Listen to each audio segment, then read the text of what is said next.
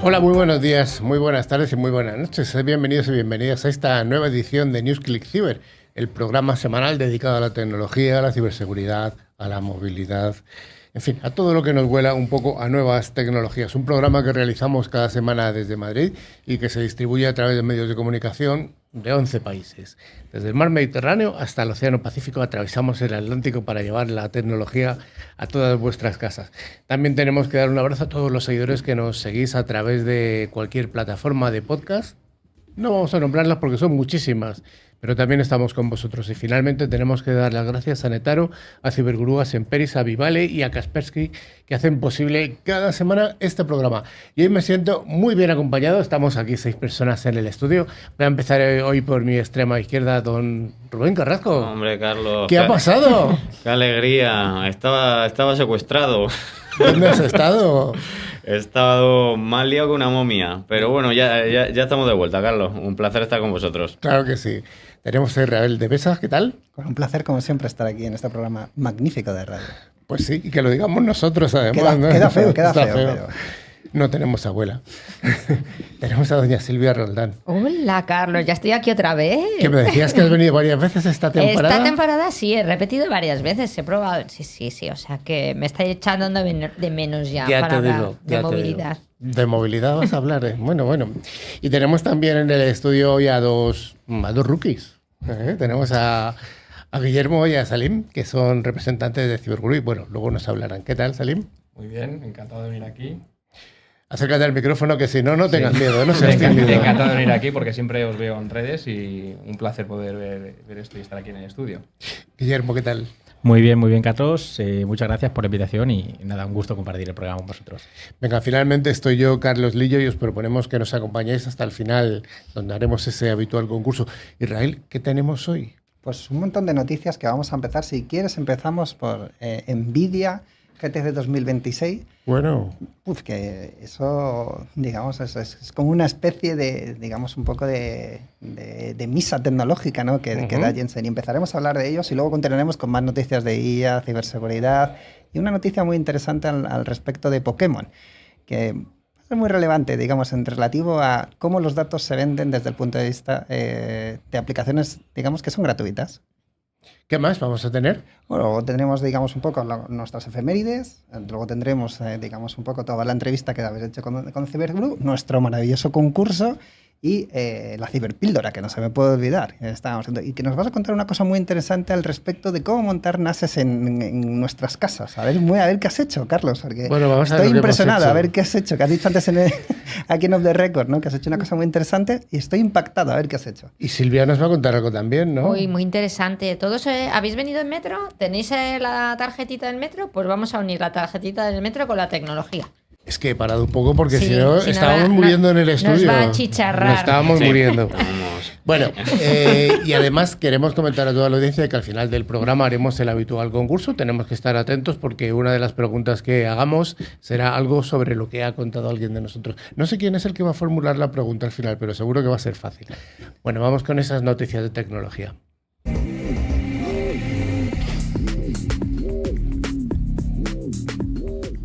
Una semana más, Netaro nos trae las noticias semanales de tecnología, la ciberseguridad, la observabilidad y soluciones a medida son las áreas en las que Netaro es líder en el mercado ibérico. Y empezamos, como nos decías, Israel, con una noticia que nos habla de Nvidia.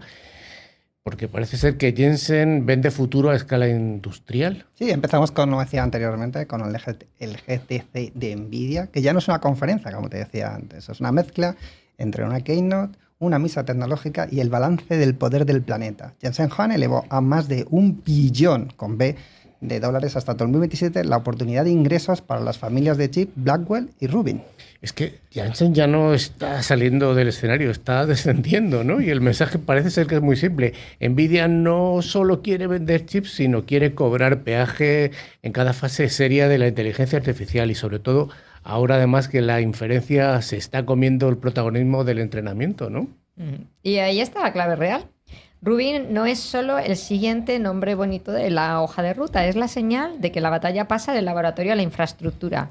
Menos demo espectacular, más fabricantes de cómputo y más dependencia de quien controle esta tubería. Pues sí, la tubería es al final el control. Siempre lo ha sido, ¿eh? desde los tiempos del agua hasta pasando por las telecomunicaciones, las tuberías es la clave. Vamos a hablar un poco de Supermicro y el mercado negro del silicio. Pues, sí, Carlos, pues esta semana una de las historias más chungas fue la acusación de Estados Unidos contra 3 personas vinculadas a Supermicro, incluido el cofundador Jianxian Liao, por ayudar a desviar a China tecnología de IA por un valor de nada más y nada menos que 2.500 millones de dólares. La empresa, ojo, no fue acusada con tal en esa pieza. Lo bonito del caso es el nivel de cutrerío eficiente, cajas sin marca, rutas opacas, etiquetas cambiadas con secador, geopolítica de alto voltaje montada con estética de almacén de polígono, Carlos. Estamos hablando de ser poligoneros ya prácticamente. Y el mensaje de fondo es precioso porque Washington está presumiendo de control estratégico mientras el hardware más codiciado del planeta se encuentra con atajos. Cuando hay tanta demanda de cómputo, siempre aparece alguien montando una puerta trasera comercial. Y nos vamos con OpenAI, que está metiendo anuncios en su chat GPT. Hombre, pues es que no, ya estaban tardando, ¿no?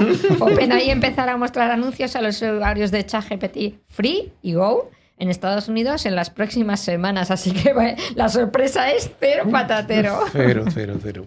Totalmente, y es que mantener esta fiesta de GPU cuesta mucha pasta y ya no basta con vender solo acceso premium y APIs, sino que toca monetizar atención como en cualquier plataforma que se pone grande de verdad, como es ChatGPT. Vamos, que la IA conversacional se está convirtiendo en una plataforma de consumo de las de toda la vida. Primero te prometen futuro, luego te cobran los banners, la innovación a veces consiste en volver al modelo de negocio clásico con las facturas eléctricas obscenas. OpenAI se parece cada vez más a una gran plataforma comercial y cada vez menos a un laboratorio romántico como esto que se nos vendió hace poquitos meses. Seguimos hablando de inteligencia artificial, ya que Meta está recortando para pagar la fiesta de la inteligencia artificial, porque Meta vuelve a su tradición favorita, que es hablar del futuro mientras pasa la tijera por el presente. Reuters además ha publicado que la empresa está preparando, atención, despidos amplios para compensar su coste brutal de la apuesta por la inteligencia artificial. Hace un rato aquí en el estudio hablábamos off the record de los problemas de los fabricantes, en fin. Esto, Carlos, traducido al dialecto corporativo, significa una cosa muy simple. Centros de datos, chips, fichajes de élite que no se pagan solos. Así que alguien termina financiando el evangelio artificial con su puesto de trabajo. Claro, y no es un detalle menor. La pieza hablaba de recortes potenciales del más del 20% de la plantilla si finalmente se ejecutan, que es un montón. Lo que los convertiría en los mayores desde la gran ronda de eficiencia del 22-23. Este eufemismo de eficiencia Sí, es ¿verdad? Tremendo, ¿verdad? Eficiencia para el jefe Sí, o para sí. el dueño. O para los accionistas, ¿no? Bueno, atención, el iPhone no se ha roto. ¿Esto sería hablar un poco de la pereza de actualizar? Pues mira, verás, investigadores de Lookout, eVerify y Google destaparon que Darkwork, un spyware para iPhone, es capaz de afectar a muchísimos dispositivos que seguían sin instalar parches ya disponibles. ¿Cuántas veces lo estamos diciendo, verdad? Reuters hablaba de cientos de millones potencialmente de usuarios expuestos. Y es que esta es la parte incómoda del asunto, porque el problema no es solo el agujero, sino esa costumbre global de tratar las actualizaciones como si fueran casi un spam emocional. Pues sí, hay que contarlo bien, Carlos. No hablamos de un colapso total del ecosistema Apple, sino de otro recordatorio de que la seguridad real, como siempre, depende muchísimo de la velocidad con la que se aplican los parches. Efectivamente. Bueno, no sé cuántos usuarios hay de Signal, aparte de los partidos políticos, pero Signal no se ha caído, sino que cayó la gente, Israel. Exacto, Carlos. El aviso del FBI y de la CISA sobre campañas ligadas a inteligencia rusa contra usuarios de Signal, de la app de Signal, que es la app de mensajería muy parecida a WhatsApp y Telegram, está muy focalizada en la privacidad y en la seguridad, déjalo bastante claro. El cifrado, me equivoco, puede ser intacto y aún así perder la partida. Porque el truco no era solo romper Signal, que queda muy de película, sino engañar al usuario, que es robar códigos y colarse en la capa humana. Es mucho más barato y bastante más eficaz, siempre en la capa humana. Y luego nos hablarán aquí los compañeros que están en el estudio. Pues, y es que importa subrayarlo para no contar mal la noticia. No es Signal hackeado, es phishing bien hecho contra perfiles de alto valor, incluidos funcionarios, militares, políticos y periodistas. Bueno, ya que están aquí Guillermo y Salim, vamos a preguntaros un poco. ¿Esto es tan real que el phishing es lo más barato del mundo? O sea, no hacer un phishing, sino que alguien caiga en un phishing. Sí, es bastante barato. De hecho, con las ataques de ingeniería social es muy fácil poder atacar a cualquier perfil, sea de alto valor o de cualquier parte de la organización. O sea, te ahorras un montón de dinero si eres un atacante. Totalmente. Sí. Uh-huh. Y ahí entra un poquito también la parte de la IA que hemos estado hablando antes, que gracias a la IA nosotros lo utilizamos, pero los malos también lo utilizan. Es decir, al final es un win-win por ambas partes. Al final está todo relacionado. Bueno, tenemos también un cachorrito por aquí. Bueno, ya no está en cachorrito en el estudio, es una mascota, que sí que tenemos un perro de verdad, no es virtual, es un perrito, una perrita que se llama Alaya. ¿Alaya? Pero vamos a hablar de 3 millones de cacharros tontos que se han convertido en botnet. Ha vuelto a pasar, Carlos. Estados Unidos, Alemania y Canadá anunciaron el desmantelamiento de nada más y nada menos que 4 botnets que habían infectado a más de 3 millones de dispositivos all around the world. Y claro, la mayoría eran routers, webcam y cacharros IoT con la seguridad de una puerta de cartón. Llevamos años llenando casas y oficinas de aparatos conectados que nadie administra. Y luego, Carlos, fingimos sorpresa. O sea, que son cacharros, no cachorritos. Lo importante aquí es que el problema no es futurista ni sofisticado, es infraestructura cutre desplegada a escala industrial. El Internet de las cosas sigue siendo demasiadas veces el Internet de las contraseñas absurdas. Vamos a hablar un poquito ahora de Amazon, que quiere volver al móvil. Sí, otra vez quiere volver al móvil. Amazon está estudiando volver al mercado del smartphone con un proyecto interno llamado Transformer. Qué nombre más bonito para la transformación, curioso. Muy original. Sí. Y esto está ocurriendo después de una década del desastre que tuvieron con el Fire Phone. Sí, mira, la lógica existe. Te imaginas, integra Alexa, Prime, compras y una interfaz cada vez menos dependiente de las apps tradicionales. Es decir, llevar su ecosistema al bolsillo de una forma muchísimo más agresiva. Qué pereza, Silvia. A ver, el problema es que hay ideas que suenan visionarias en una sala de estrategia y a recaída nostalgia fuera de ella. Si tu pitch empieza por esta vez sí, igual no ibas tan bien encaminado. Uh-huh. Vamos a hablar ahora de Tencent, que está metiendo agentes de inteligencia artificial dentro de WeChat. Pues sí, Tencent, la empresa china que es como Meta más Google más un gigante de videojuegos más Super Ash, pues integró WeChat con Open Cloud mediante una nueva herramienta que aparece como contacto dentro de la app y permite tareas como mover archivos o enviar correos. Sí, la diferencia cultural con Occidente es que en China no se quedan eternamente debatiendo si sí, si no, si esto lo regulamos, si esta gente tiene futuro, lo enchufan a la super app y que empiece a utilizarlo todo el mundo y a correr y a ver qué pasa. Eso es lo importante, de verdad. Cuando la gente vive dentro de una plataforma con distribución masiva, deja de ser una demo simpática y agradable y pasa a ser una interfaz cotidiana para las tareas reales. Luego ya discutimos, Carlos, si eso es cómodo, invasivo o las dos cosas. Bueno, vamos por fin a la noticia que nos habías anticipado, Israel, al principio. Pokémon y el mapa del mundo que se regala jugando. ¿Esto qué es? Bueno, cerramos con unas noticias que todos esperabais y por esto estáis escuchando el programa y que es muy simpática hasta que miras debajo del capó y te das cuenta que hay años de imágenes y escaneos generados por jugadores de Pokémon GO que han servido para alimentar el enorme sistema geoespacial de Niantic Spatial. La cifra que circula es de más de 30.000 millones de imágenes. Ahí en nada. O sea que mientras tú ibas al parque, en mi caso iba con mi hijo, por un Pikachu, también estabas aportando trabajo gratuito a infraestructuras para posicionamiento visual y robots de reparto. La verdad, muy mono todo, Carlos. Y aquí está lo fino de que es que no venderlo, ¿no? O sea, das algo gratuito, pero muchas veces le hemos dicho en el programa, si hay algo gratuito en Internet, es que el producto eres tú. Así que lo que vimos hace meses de gente jugando por ahí por las calles sí que tenía una finalidad comercial y ya sale la forma de monetizarlo. Bueno, pues hasta aquí las noticias en las que hemos tenido todo, hasta ha aparecido Pikachu. ¡Ay, Pikachu!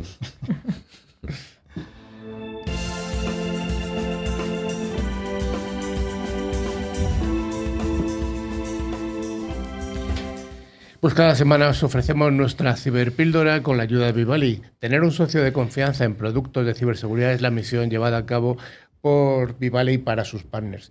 Y vamos a hablar del drama de la nube pública. Es algo muy interesante y que a todos nos afecta, que es el almacenamiento.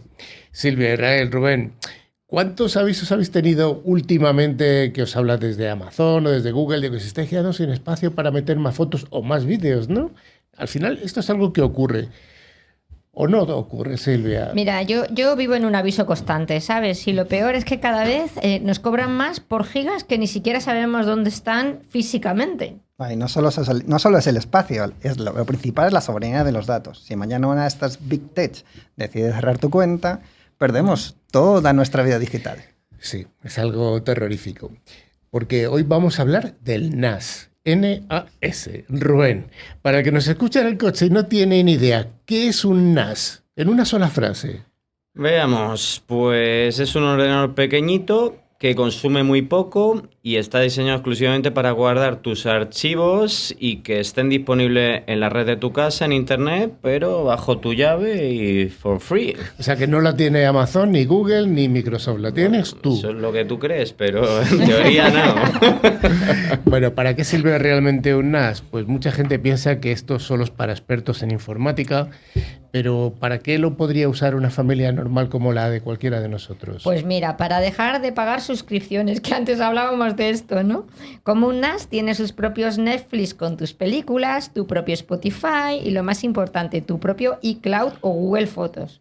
Haces una foto con el móvil en la calle y automáticamente se guarda en el aparato que tienes en el salón, sin intermediarios. Ahí yo añadiría, Silvia, el tema del trabajo colaborativo. Si tienes un pequeño negocio o teletrabajas, puedes compartir carpetas con clientes, compañeros con un enlace, igual que haces con un Dropbox. Pero la velocidad de transferencia en tu casa es fulminante, porque va a cable de red. Uh-huh. Y esto es seguro, Israel, porque si tengo mis datos en casa, ¿qué pasa si entra un virus, un temido virus? Ahí está la clave, Carlos. Un NAS te permite configurar instantáneas, snapshot, es como una máquina del tiempo. Si entra un ransomware y te cifra los archivos, puedes volver a la versión de hace una hora y recuperarlo todo. Es un disco duro externo normal e imposible de hackear. Uh-huh. Bueno, Rubén, ¿cómo se usa y qué habría que tener en cuenta? Es decir, ¿tenemos cacharros? ¿Tenemos un hierro en casa?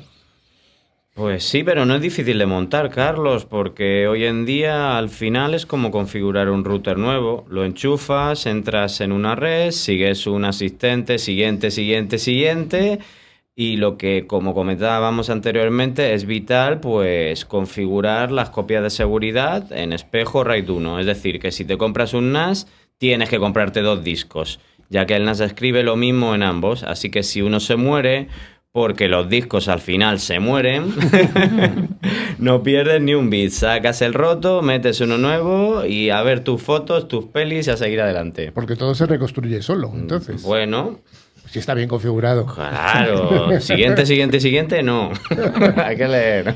Mira, yo añadiría que la clave es la organización. No sirve de nada tener un NAS si luego lo usas como un cajón desastre. Bueno, como todo en tu vida, ¿no? Total. Las aplicaciones que traen ahora estos aparatos te reconocen las caras de las fotos, te ordenan las películas con sus carátulas y sinopsis. Es una experiencia de usuario, pues, de lujo. Uh-huh. Israel, ¿qué advertencia podríamos hacer de seguridad antes de pasar a alguna recomendación sobre modelos actuales? Las que siempre decimos, doble factor de autenticación, siempre. Si vas a abrir un NAS a internet para ver tus pelis desde cualquier hotel o porque estés de vacaciones, ponle siempre una segunda llave. Y nunca, por favor, uséis la contraseña 1234 o admin 1234. Me han pillado. ¿Qué me dices, Rubén? ¿La tenías esa tú? No lo digas ahora. Bueno. Estás a tiempo de cambiarla. Sí, bueno, vamos a dar rotarlo. alguna serie de recomendaciones sobre opciones y marcas que están disponibles en el mercado español. Entiendo que en el mercado latinoamericano será prácticamente igual. Israel, danos un mapa de marcas para este año 2026. Venga, me voy a lanzar a la piscina. Si quieres sencillez, el iPhone de los NAS. Ve a Synology. Me encanta, Carlos. No puedo decir otra cosa. El modelo DS224 es el estándar. Su software es el más pulido. Pagas un poquito más por el aparato, pero te ahorras muchísimos dolores de cabeza. Uh-huh. Si quieres potencia, el PC Gaming de los NAS. Agrin. Este está pegando bastante fuerte con su serie NASIC. Por menos dinero te dan un hardware brutal con procesadores Intel modernos, ideal si vas a editar vídeo directamente desde el NAS. Y finalmente, si buscas ahorro máximo, que es lo que hacemos algunos, el Synology DS223J. Es el modelo de entrada, más modesto, pero que para copias de seguridad de fotos y documentos cumple de sobra por unos 190 euros, 200 más o menos. Pero recordamos el consejo del ahorro, que el precio que veis en la tienda suele ser la caja vacía, le tienes que sumar los discos. O sea, el NAS lleno es un cacharrito, que es el que está contado Israel, y luego le tienes que sumar los discos duros. Correcto. Exacto. Así es. Y recomendación de la casa. Comprad discos específicos para NAS, como los Seagate Iron Wolf o los WD Red. Dura mucho más que los de un ordenador normal. En 2026 lo ideal es ir a por el de 4 teras, que es donde está el mejor precio por giga ahora mismo. Vale, me parece muy interesante lo que has comentado, Silvia, que no vale cualquier disco duro para poner en NAS, tienen que ser discos especiales de NAS, simplemente porque duran más y, como decía Rubén, que tardan más tiempo en morirse. Correcto, y así puedes ver las fotos de la chiquilla durante mucho tiempo. Claro, porque igual que un ordenador se cambia cada 5 o 6 años, la idea es que el NAS trabaje durante, bueno, pues 15 años tranquilamente. O sea que... Bueno. Sí, yo tengo uno desde hace 8 años. Está funcionando perfectamente, ya es antiguillo. Qué maravilla. Bueno, pues ya sabéis, aquí en ClickCiber apostamos por contaros cosas curiosas, recomendaciones. Y como decía Israel, apostamos también por esa soberanía digital que es mis datos, mis fotos, son míos, yo sé dónde están guardados. Que nunca se sabe lo que va a pasar con lo que hiciste cuando ibas a hacer fotos de Pikachu por ahí por la calle, acuérdate. No me recuerdes esto, Carlos.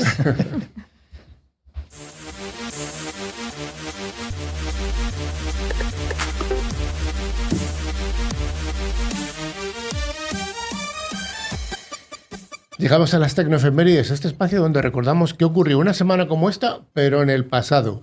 Siempre nos los trae de la mano Semperis, el especialista en la protección y recuperación avanzada y automatizada del directorio activo y Entra ID para entornos híbridos. Vamos a hablar de una semana como esta, que estamos en la semana anterior a la Semana Santa, y aprovecho para decir que la semana que viene, que es nosotros el programa lo grabamos siempre los martes, aunque lo escuchéis el jueves, el viernes, sábado, domingo, grabamos martes. El martes que viene es martes santo y no va a haber programa. Así que, desgraciadamente, damos ocasión a la gente para que vaya a procesionar, para que haga torrijas, comer con la suegra. Es que escuche todos los programas anteriores. Claro. Se póngale, hombre, a ver. Mientras hace las torrijas, planazo. Claro, mira, planazo. O mientras procesiona, también puedes escuchar. También, pues eso es. Bueno, el resumen es ese, que la semana que viene no hay programa, volveremos en la semana posterior. Y vamos a hablar, si queréis lo repartimos un poco por bloques. El bloque primero de estas tecnoefemérides hablaremos un poco de ciberseguridad y empezaremos muy fuerte porque un 26 de marzo de 1999 el correo electrónico cambió para siempre. Y no fue por una mejora, sino fue por un caos llamado Melissa. El nombre es muy bonito de mujer, pero tuvo algo dramático. Porque como un simple documento de Word puso en jaque a Microsoft y a Intel, Israel. Así es, Carlos. Melissa fue el primer gran macrovirus que se propagó por Outlook. Infectó a miles, enviando una lista de sitios porno a los primeros 50 contactos de la agenda.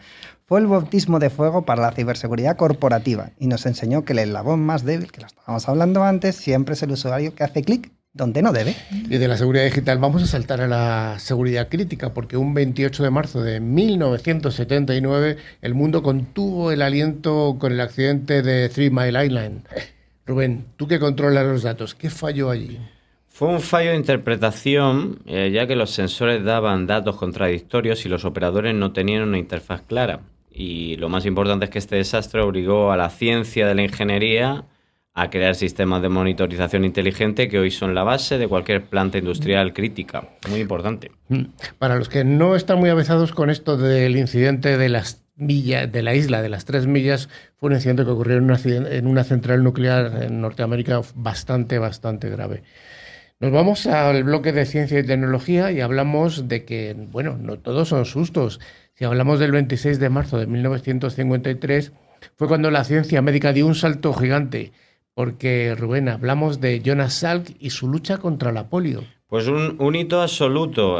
Salk anunció el éxito de su vacuna y lo más increíble para los tiempos que corren, renunció a la patente, ojo cómo estaba este hombre, para que fuera accesible. Es el triunfo de la investigación aplicada al bien común. Muy buena gente. Bueno, quizás vosotros que sois jovencitos, todos los que estáis en el jovencísimos. Estudio, no conocéis a ningún niño que tuviera polio. Yo sí tuve un amigo que tenía polio.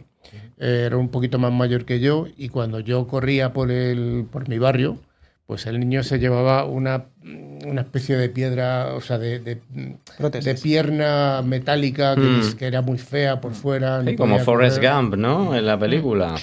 Algo así, pero fue muy desagradable. Sin embargo, la vacuna esta fue una vacuna muy popular, que era muy fácil de tomarla, que era simplemente unas gotitas de algo que estaba azucarado y estaba muy rico además. Muy bueno. Bueno, pues nos vamos hablando de fuerzas de la naturaleza un 27 de marzo de 1964, que es cuando Alaska tembló como nunca. No Alaska la cantante, sino Alaska el estado norteamericano. Un terremoto de 9,2 que curiosamente nos dio muchas respuestas, ¿verdad, Rubén? Sí, bueno, Alaska también era un terremoto, pero bueno, aquí hablamos que fue un evento que permitió a los geólogos confirmar la teoría de la tectónica de placas, que seguro que todos hemos estudiado en el cole y en el instituto, y gracias a la tecnología sismográfica de la época entendimos por fin que la corteza terrestre flota y se desplaza. Efectivamente. Tenemos que hablar algún día de la tectónica de placas y cuáles son las implicaciones que tiene sobre la biología, porque es tremendo. Es un tema que me interesa mucho. Apuntamos ahí. Vamos a hablar ahora por fin de inteligencia artificial y espacio. Y aquí hablamos de un 29 de marzo de 2017, que es cuando Samsung presentó a Bixby. Siempre nombres interesantes, Silvia. Sí, fue un intento valiente, Carlos. Querían que la inteligencia artificial no solo respondiera a preguntas, sino que controlara el hardware. Aunque quedó a la sombra de otros, Bixby fue el precursor de la integración profunda de la inteligencia artificial en la interfaz de usuario que vemos hoy en los modelos multimodales. Bueno, pues muy interesante. Vamos a acabar ya con la última, que nos habla de la red y el espacio, porque un 29 de marzo de 1974 es cuando la Mariner 10 hizo algo que parecía magia física al llegar hasta Mercurio. Pues sí, Carlos, me encanta esta noticia, esta efeméride. Utilizaron la gravedad de Venus como una onda para impulsarse. Fue la primera vez que la ciencia aeroespacial usó la asistencia gravitatoria, que es una técnica de navegación que hoy en día es estándar para explorar el sistema solar exterior, porque antes de esto pues había un problema con el combustible. Pues sí. Bueno, pues hasta aquí las efemérides. Tenemos más, pero no tenemos más tiempo, así que lo dejamos dejamos las de esta semana para el año que viene, que volverán a estar en el mismo espacio temporal.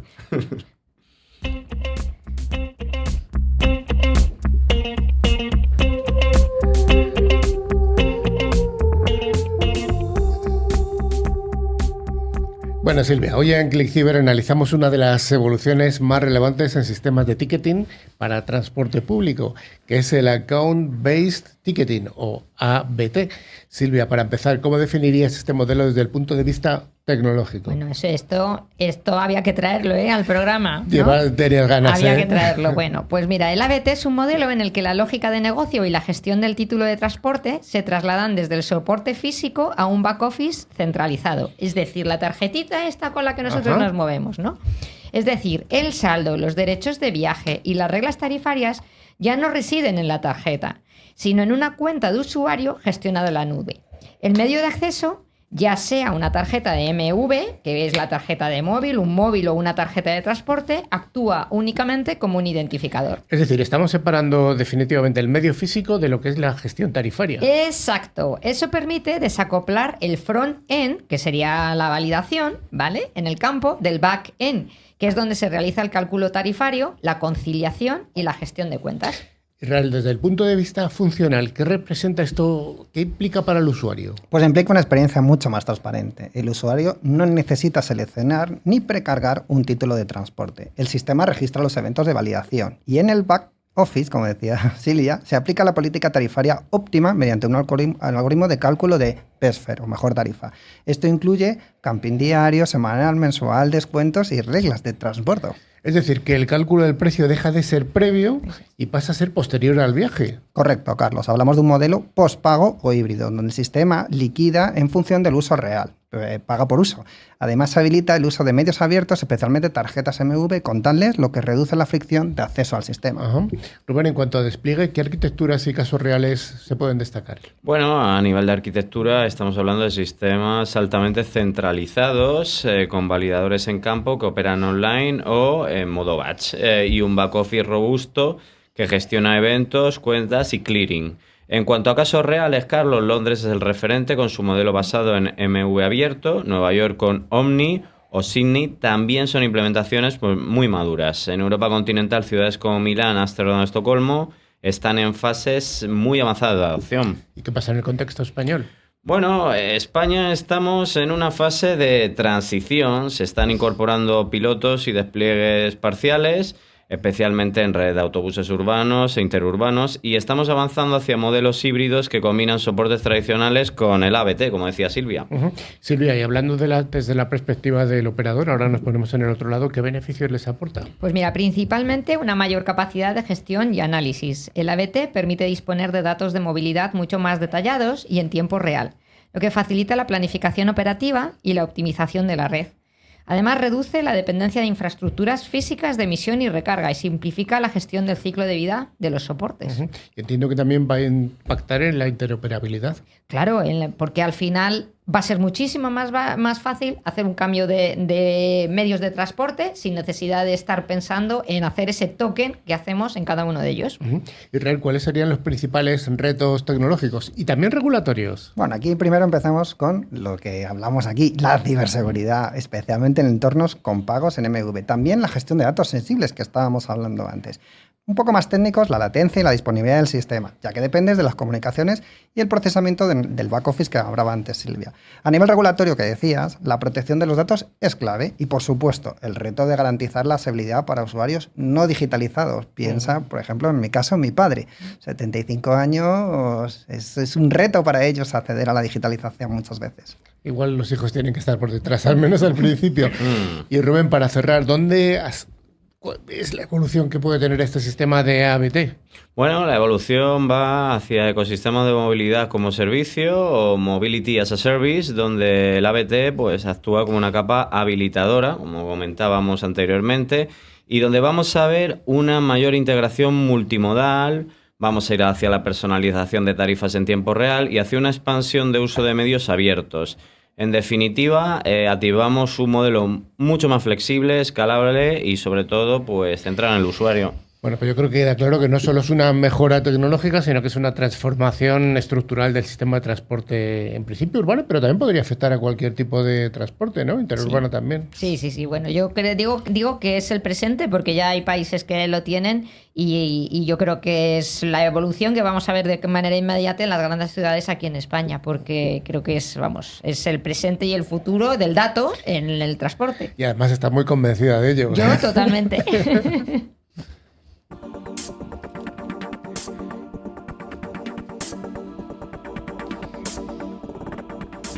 Bueno, llegamos a la tecnología curiosa y además como está Rubén el que nos lo presenta, seguro que es algo impactante. Rubén, nos has prometido noticias que parecen sacadas de una película de serie B de los años 80. ¿Por dónde empezamos? Bueno, sí, estas noticias son bastante interesantes y empezamos fuerte. Carlos, olvida los móviles plegables, las tablets que se pueden doblar y guardar. No. Lo último en Japón son las cucarachas cyborg. Sí, cucarachas cyborg. Silvia ha dado un respingo, ¿eh? Sí, bueno, es un proyecto muy serio, Silvia, del Instituto Riken y de la Universidad Tecnológica de Nanyang. ¿Me estás diciendo ahora que los robots nos van a dar hasta asco? Un poco sí. El doctor Kenjiro Fukadu ha diseñado unas mochilas solares muy finitas que se pegan en el lomo de estos insectos y sirven para misiones de búsqueda y rescate. Como son resistentes y caben por cualquier grieta, las localizan en edificios colapsados tras un terremoto y nos sirven pues para localizar supervivientes donde un perro o un dron no llegaría jamás. Bueno, a ver, que yo me enteré. Si yo me quedo atrapado, lo primero que veré para salvarme va a ser una cucaracha que se me acerca. Esto es un poco terrorífico. A ver, Carlos, pero piensa que te salva. Susto o muerte, ¿no? Además, se recargan solas con el sol, o sea, son todo ventajas. Y es decir, son los rescatistas más baratos del mundo, trabajan gratis Y además, si estos bichos te dan grima, podemos pasar algo más relajante, como la Modium Pillow. ¿Una almohada? Bueno, no me digas ahora que las almohadas también tienen conexión a internet. Peor, tienen inteligencia artificial, o sea, y las ha inventado una empresa coreana llamada Ten Minds y está arrasando en la Feria Tecnológica de Las Vegas este año. Su propósito es acabar con los ronquidos, que es algo sagrado. Sí, además es un problema bastante doméstico. ¿Y qué hace? ¿Queda un guantazo si te das, para que te des la vuelta? ¿Te dices clac, clac, clac? ¿Qué hace? Bueno, más o menos casi, pero mira, lo que hace la almohada es que viene con una caja inteligente, es decir, tú te pones la almohada va escuchando tus ronquidos y cuando detecta que empiezas a activar unos airbags internos, se inflan suavemente y lo que hace la almohada es girarte la cabeza para un lado, ¿vale? Y al moverte el cuello, pues se abren las vías respiratorias y dejas de roncar sin despertarte. Silvia, es buenísimo. la versión amable de que en vez de que te den un codazo... Bueno, está bien. ¿Qué más? ¿Alguna cosa más dulcificadora? Bueno, también lo tengo. Mira, esto se presentó también en Las Vegas, ¿vale? La feria tecnológica y son las Lollipop Stars, ¿vale? ¿Y qué son estos? Pues son piruletas que transmiten música directamente a tu cerebro mientras te tomas la piruleta. O sea que es una música comestible. Es tremendo. Esto sí que suena a ciencia ficción, pero de la mala, ¿eh? No, es física pura. La empresa Lavatech Brands utiliza la conducción ósea, que ya sabéis que también pues, existen este tipo de auriculares, y lo que hace es el palito de la piruleta vibra y al morder el caramelo el sonido viaja por tus dientes y tu mandíbula directamente al oído interno. Es decir, es un sistema de audio privado. Tú escuchas a Akon, Spice Girls o yo qué sé, o a Daddy Yankee o lo que te mole dentro de tu cabeza, o puedes escuchar este magnífico programa, por supuesto, mientras saboreas la piruleta de fresa. Y el de al lado no se entera de nada. No se entera de Perfecto, nada, ¿eh? Todo ventajas. Eso está bien en el metro, porque a veces vas en el metro y hay gente que va con el móvil escuchando música, pero que la escuchamos todos. Pero bueno... Esto es privado, no hace falta que... Si la bachata a mí no me gusta. El reggaetón. El reggaetón, lo que sea. Perreo. Sí. No se ponen a perrear, afortunadamente. Menos mal. Me imagino que todo el mundo en el metro con su piruleta en la boca y moviendo la cabeza como si estuviera en un festival. Es la imagen más ridícula que me has dado, Rubén. Y mira que me has contado cosas ridículas. Sí, bueno, eso dice mi suegra, pero bueno, esto cuesta $9 y dicen que cada sabor combina con un género musical. Es decir, el futuro sabe a azúcar y puede sonar a rock and roll o a bachata o a perreo, lo que te guste. Bueno, Rubén, hasta aquí esto que nos has contado hoy, que era muy gracioso. Lo curioso es que no es falso. No hay ninguna de estas cosas que has contado que es falso. Es curioso, pero no es falso. Todo real. Todo real. Vamos a ver lo que nos traes la próxima vez que vayas a Las Vegas, porque esto, sí. no sé. Hablamos. Oye, tienes que traerte una piruleta de esas. Tenemos que probarla aquí en el programa. $9 tienen la culpa, Silvia. No pasa nada. Por favor. Se paga.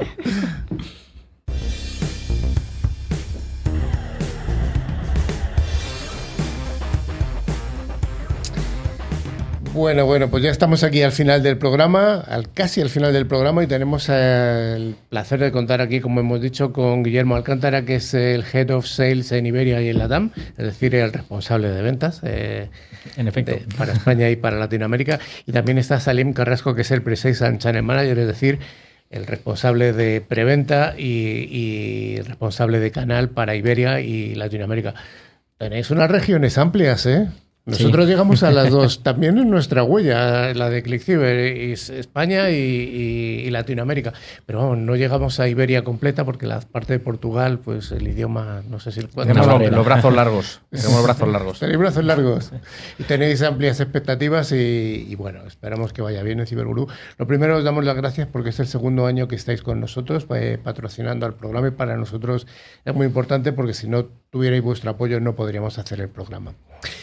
Si quieres empezamos contigo, Salim. ¿Qué es exactamente Cibergurú y qué problema viene a resolver de algunos de los que hemos contado aquí en el programa? Algunos. Vale, principalmente, para dar contexto, Cibergurú es una empresa de origen italiano que comenzó su andadura en 2017 y ahora tenemos presencia, por supuesto, en Italia, en Francia, en Iberia, España, Portugal y en LATAM. Lo que hace la plataforma es una plataforma de concienciación que lo que hacemos es reducir el riesgo humano de forma medible. Y esto es, ¿cómo lo hacemos? Cambiando el comportamiento de los usuarios, que son el foco y el objetivo de los atacantes. En definitiva, el objetivo es convertir a los usuarios en un activo de seguridad y no en un riesgo pasivo. Ya. O sea que al final lo que hemos estado contando es darle un poquito la vuelta. Un poquito, efectivamente. Guillermo, ¿y por qué sigue siendo tan vulnerable ese factor humano del que nos hablaba Salim? Al final, el factor humano sigue siendo siempre el eslabón más débil dentro de la cadena. Al final, la tecnología avanza más rápido que nuestro comportamiento y nosotros somos los que nos tenemos que adaptar. Hemos estado hablando antes de la parte de la IA, de cómo están utilizándolo también los malos, entre comillas, pues para hacer esos ataques.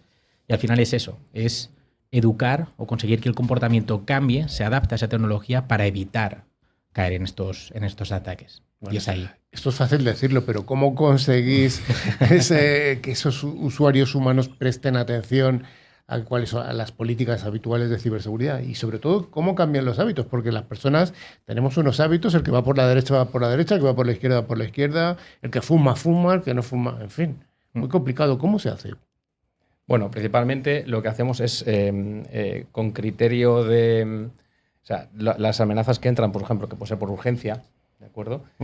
Lo que hacemos es con contenido que sea corto y en micropíldoras. Y siempre prolongando en el tiempo para conseguir ese que sea lo más perenne posible en el tiempo. Todo el conocimiento que puedan adquirir los usuarios en cuanto a experiencias de ciberseguridad. Me has hablado de urgencia, porque dices que muchas veces entran por urgencia. Efectivamente, es uno de los criterios que muchas veces solemos fallar. Esa ingeniería social de la que hemos hablado, ¿no? Que te llega un correo de tu jefe o un responsable, ¿cómo le voy a decir que no yo a mi jefe? Entonces, hace esa transferencia, la tengo que hacer, ¿no? Entonces, se trata de... Con eso juega, ¿no? Con esa ingeniería social para que tú hagas esta transferencia. Es un poco traer a la visión de un ciberataque estas ofertas tan agresivas comerciales de solo vale para los próximos 10 minutos si nos contrata, ¿no? Por supuesto, la mejor oferta siempre es mañana. Mañana. Guillermo, ¿podrías darnos algún ejemplo real de algún ataque que vuestra herramienta de CiberGurú esté ayudando a prevenirla? Sí, a ver, el punto principal, yo creo, donde más prevenimos o donde más podemos llegar a entrenar para que no caigamos en ese tipo de trampas es el phishing, ¿no? Es la primera puerta de entrada. Por supuesto, nos llegan a todos mensajes por SMS, cada vez más y demás. Es decir, ahí es donde más nosotros vamos a trabajar y vamos a lograr prevenir ese tipo de ataques. Esto es como cuando hacemos un deporte. Necesitamos practicarlo para ser cada vez mejor. Y ahí es donde CiberGurú llega para dar ese apoyo y adaptar además ese entrenamiento a cada uno de los perfiles dentro de la compañía. ¿Podrías un poco refrescar lo que es el phishing, aunque lo hemos hablado muchas veces aquí? Pero bueno, por dar vuestra visión. Básicamente, dicho vulgarmente, es el ataque que nos llega a todos, ¿de acuerdo? Vía mail. ¿De acuerdo? Ya sea que nos llega por spam, hay algunos que seguramente por la infraestructura que tenemos ya organizada no nos llega, ¿vale? Si lo tenemos bien preparado o la empresa lo tiene bien preparado, va a parar una parte, pero en efecto va a haber siempre un 20, un 25% que por muy preparado que tengamos nuestro SOC, nuestro sistema anti-spam, todo va a llegar. Y ahí es donde llega ese entrenamiento y esa parte real, ese factor humano, que es esa barrera para poder entrar. A lo mejor le han parado la mayoría de las barreras de protección que tiene la empresa, las herramientas de protección de correo electrónico, de las que ya hemos hablado aquí en alguna ocasión, pero siempre hay un porcentaje que se escapa. Un 1, puede ser un 1, un 2, un 3. Un 20. A día de un hoy, 20, un 20%, sí. A día de hoy con la IA ha subido un 20%. Porque ahora con la IA los correos de phishing están muy Está bien mucho elaborados. más logrado. Ajá. Y el problema es que las empresas dicen, no, si yo tengo mi anti-spam, tengo mi SIEM, tengo mi firewall, perfecto, pero tienes una persona que hace así. Y eso da igual. Con que lo haga un clic rápido, ya le hemos liado. Habría que cortar dedos. Bueno, o muñones o lo que sea. Efectivamente. Bueno. Estábamos hablando de hábitos y, Guillermo, ¿podrías dar, aparte de este ejemplo que nos has contado, qué más cosas se pueden prevenir, aparte de esto, que os hayáis encontrado vosotros? Prevenir. Prevenir se puede prevenir todo. Realmente. Es decir, se intenta prevenir todo. ¿Vale? Es mejor prevenir que tener que curar, ¿no? Eso Como es. decíamos. Eso es. Entonces, nosotros, consejos básicos o cómo podemos llegar a prevenir, nosotros siempre las píldoras formativas se proponen diferentes maneras a la hora de prevenir. Como nuestras ciberpíldoras que damos aquí. aquí. Como una píldora, nosotros damos esa píldora para que se revisen ciertos parámetros cuando pensamos que hay un mail que es malicioso. Es decir, normalmente, si tiene una palabra de urgencia en el subject, ya sabes que huele mal. Huele mal, ¿no? Urgente, ¿no? Ahí está. Cuidado. Sí, esto aterrizado a las empresas, lo que se consigue es con contenido que sea lo más atractivo posible, porque las empresas lo que nos cuentan todos los días es cómo consigo adherencia de mis usuarios, con experiencias reales, casos reales, con pues, episodios tipo de serie de televisión, o con, sí, pues eso, porque a todos nos gusta un cotilleo, ¿no? Ajá. Cuando te cuentan una historia y dices, oye, ¿esto qué ha pasado? Todo el mundo presta atención. A ver qué ha pasado aquí. ¿Por qué la ha liado? Y por la negligencia de un usuario que se ha comprometido la data o la pérdida económica sustancial. Porque la adherencia que acabas de comentar podríamos definirla como el seguimiento que tienen las acciones de concienciación. Efectivamente. Eso es. Ajá. Que hay que hacerlo poquito a poco, como ir al gimnasio, ¿no? Todos los días 1 kilo, todos los días 1 kilo y al final Vale. luego subes a 3 y... Bueno, oye, Guillermo, ¿qué impacto tiene una buena formación en ciberseguridad? Y yo creo que el impacto tiene el ROI más positivo que podemos llegar a tener. ¿Vale? Ahora que hablamos mucho siempre de la situación económica actual, que siempre se habla cuando vamos a invertir o a comprar una nueva herramienta, un ROI, ten en cuenta que normalmente se lleva entre un 11% normalmente de la cifra de negocio de una empresa un ataque que está bien hecho. Supongamos una empresa grande, podemos llegar a estar hablando de 4 millones de euros un ataque. Si una herramienta de concienciación y has conseguido concienciar a tu equipo te cuesta menos de 50.000, Sí. llámame loco, pero las cuentas salen rápido. Sale. Entonces se puede lograr un impacto rápido, no solo de esa parte monetaria, que estamos hablando de un punto importante dentro de la toma de decisión, sino también a la hora de prevenir todo este tipo de riesgos que podemos llegar a acarrear. Estás hablando de una empresa que potencialmente pierde 4 millones de euros. Es un ejemplo, Claro. evidentemente, no. Pero ¿esto aplicaría también a empresas más pequeñas, a pymes, Claro. o solamente a empresas muy, muy grandes? Efectivamente. De hecho, ese es uno de los problemas que muchas veces también las grandes empresas dependen de las pymes que forman parte de la cadena de suministro. Y el objetivo de los atacantes es estos que no están tan preparados. A ver, con mucho respeto a todas las pymes, que hay muchas que lo tienen todo muy bien, ¿no? Pero es verdad que aprovechan esa debilidad en la que no tienen tanta formación en ciberseguridad. Hablando un poco de ciberseguridad, ¿hay algún mito? Nosotros intentamos quitarlos aquí en el programa, pero bueno, ¿hay algún mito que todavía persista? Sí, que con la tecnología está todo resuelto. ¿No? No está resuelto. Evidentemente, es lo que hemos comentado antes, ¿no? O sea, yo puedo tener protegida mi organización, tengo mi firewall, porque es que nos pasa a diario con todas las reuniones que tenemos con los clientes, ¿no? Yo tengo todo. Perfecto, pero ¿cómo tienes? Yo he parcheado y he hecho actualizaciones de firewall muchas veces cuando he sido técnico. Y claro, eso es fantástico, pero yo le digo, ¿a tus personas las tienes actualizadas? ¿Tienen el parche puesto? Ya, el parche humano, ¿no? El parche humano. Que no es una tirita. Efectivamente. Oye, Guillermo, sí que me gustaría que diéramos algún consejo, porque aquí en este programa es una de las cosas que hacemos, además de recomendaciones de NAS y otras, y de estas cucarachas que nos ha contado Rubén. Salvadoras. Salvadoras. Pero bueno, ¿alguna recomendación que te gustaría contar? Sí. A ver, nosotros siempre recomendamos, en este caso, una cosa que ya habéis comentado vosotros, que es esa autentificación en 2 pasos, ¿no? Es decir, eso es la base, diríamos que hemos hablado antes del primero de phishing, que sería como el típico cambia tu contraseña de Microsoft, pues sería el primero de ciberseguridad, una contraseña con 2 pasos, ¿no? Ajá. Y después, siempre, en cuanto hablamos de este tipo de ataques, y es lo que más vemos, realmente desconfía siempre de un mail que te llegue con un mensaje de urgencia. La urgencia siempre. Es el mayor enemigo que tenemos ahí y es el quien más fácil podemos llegar a caer. Bueno, pues muchas gracias. Nos hemos quedado sin tiempo. Salim, Guillermo, gracias por haber estado con nosotros. Un gusto. Ha sido un placer. Suerte, y mucha suerte a Cibergurú. Ya nos veremos en otra ocasión, que seguro que hay más. Claro que seguro. sí. Muchas gracias.